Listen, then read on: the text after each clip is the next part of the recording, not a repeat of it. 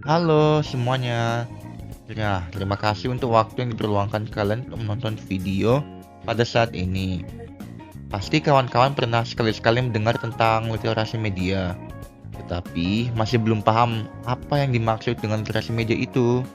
Nah, di video kami akan memberikan informasi mengenai apa itu literasi media dan mengapa hal tersebut penting bagi para remaja di zaman ini.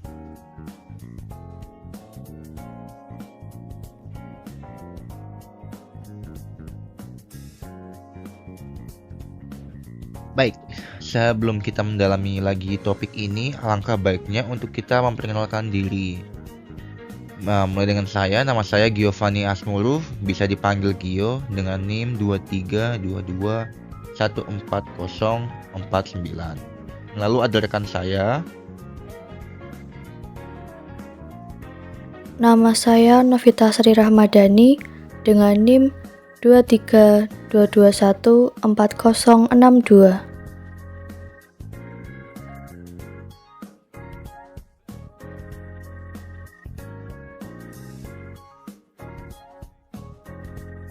apa itu media literasi?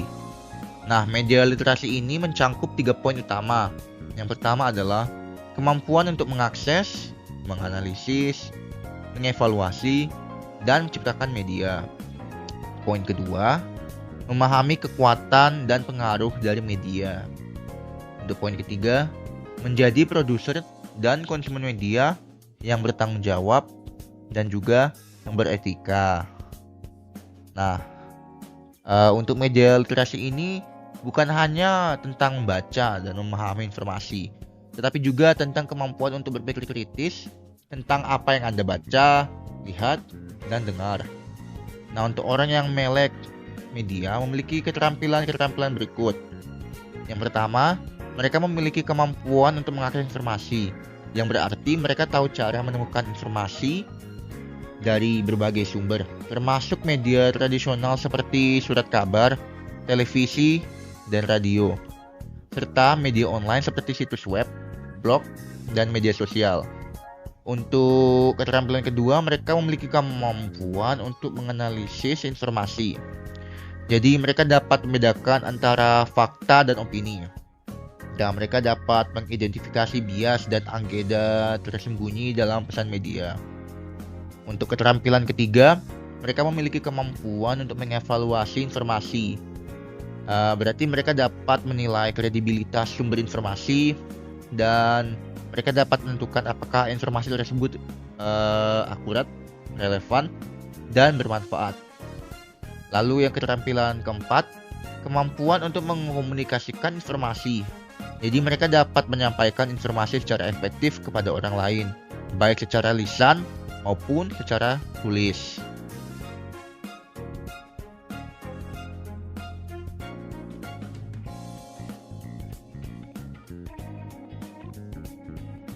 Sekarang saya di sini akan menjelaskan kenapa media literasi ini penting bagi remaja. Bisa dilihat ada 5 poin utama. Untuk poin yang pertama, untuk mengidentifikasi berita palsu atau misinformasi. Yang kedua, menjadi konsumen kritikal akan iklan dan konten media sosial. Yang ketiga, untuk mengembangkan kebiasaan online yang sehat dan menghindari penindasan maya. Yang keempat, agar memahami dampak media terhadap citra tubuh dan harga diri. Dan yang kelima, menjadi warga digital yang bertanggung jawab. Nah, remaja sangat rentan terhadap misinformasi dan manipulasi online. Literasi media membantu mereka membedakan fakta dari fiksi dan membuat keputusan berdasarkan informasi yang mereka temukan.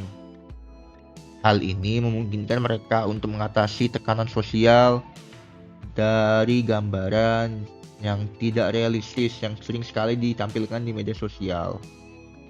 Dengan memahami kekuatan media, remaja dapat menjadi warga digital yang bertanggung jawab dan menciptakan pengalaman online yang positif bagi diri mereka dan begitu pula bagi orang lain.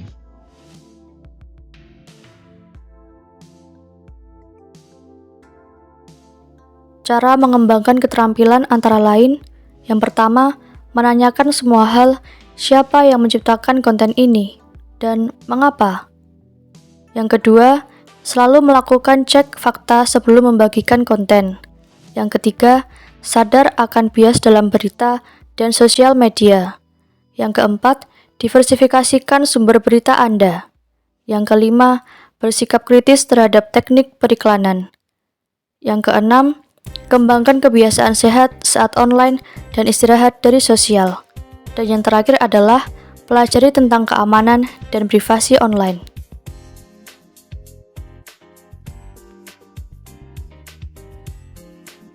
Munculnya influencer sosial media. Yang pertama, remaja sangat dipengaruhi oleh kepribadian media sosial.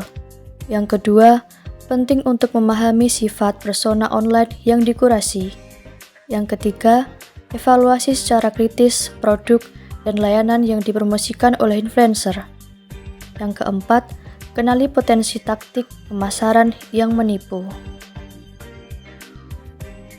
Influencer media sosial mempunyai pengaruh yang signifikan terhadap remaja.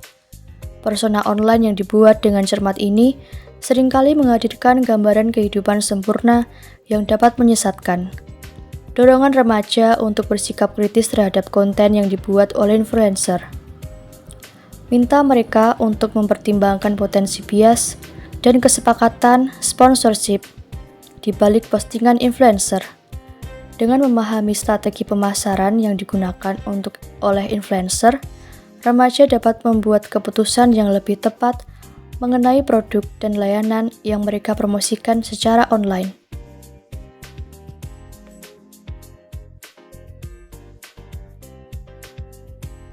Cyberbullying dan pelecehan online.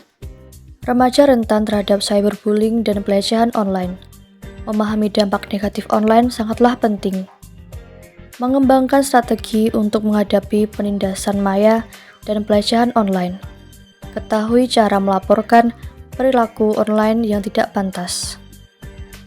Anonimitas internet dapat menimbulkan hal-hal negatif. Remaja dapat menjadi sasaran cyberbullying dan pelecehan online yang dapat menimbulkan dampak emosional jangka panjang. Diskusikan pentingnya keamanan dan tanggung jawab online dengan remaja. Bantu mereka mengembangkan strategi untuk menghadapi hal-hal negatif secara online seperti memblokir pelaku intimidasi dan melaporkan perilaku yang tidak pantas.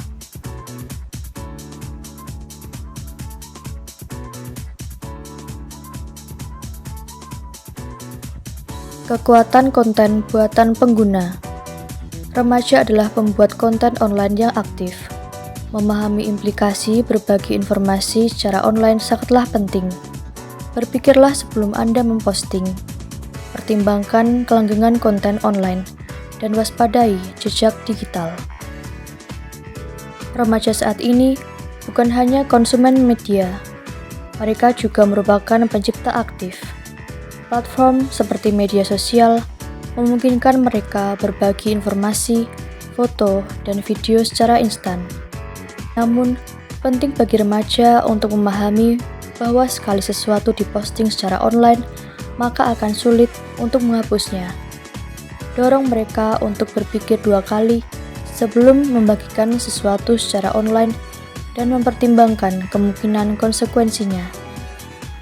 Dengan memperhatikan jejak digital mereka, remaja dapat membangun reputasi online yang positif.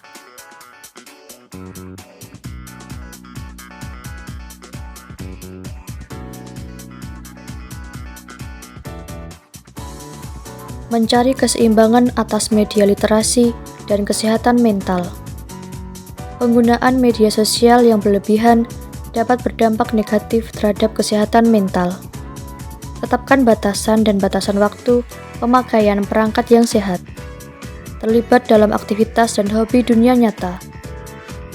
Prioritaskan interaksi tatap muka dengan teman dan keluarga. Paparan terus-menerus terhadap dunia online yang dikurasi dapat berdampak buruk pada kesehatan mental. Dorong remaja untuk menemukan keseimbangan yang sehat antara kehidupan digital dan kehidupan nyata mereka.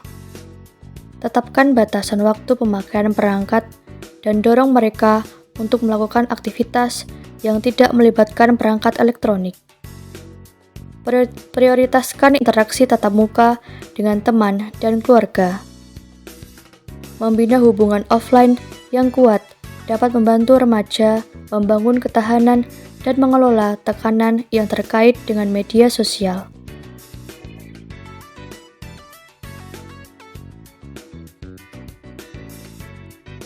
Masa depan literasi media.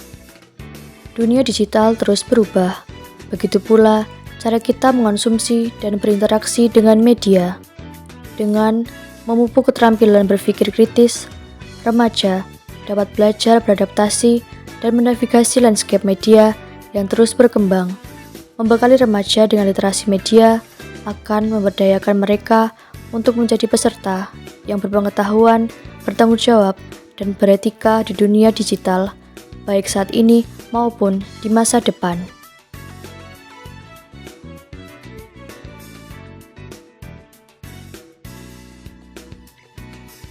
Baik, sekarang saya akan memberikan kesimpulan dari pentingnya literasi media bagi remaja di zaman sekarang. Bisa dilihat di sini ada 3 poin.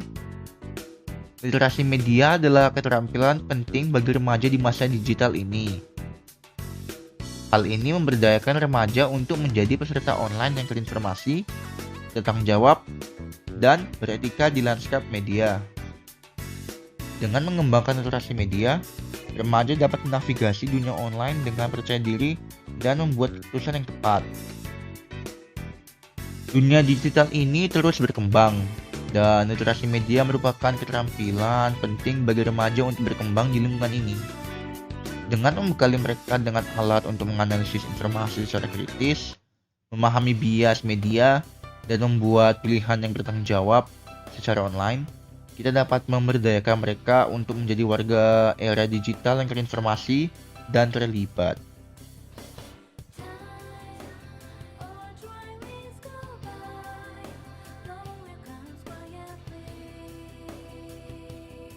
Baik, dan itulah akhir dari video saat ini.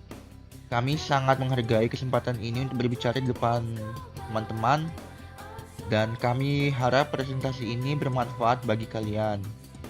Kami sangat senang bisa berbagi informasi ini dengan kalian, dan sekali lagi untuk waktunya kami ucapkan terima kasih banyak.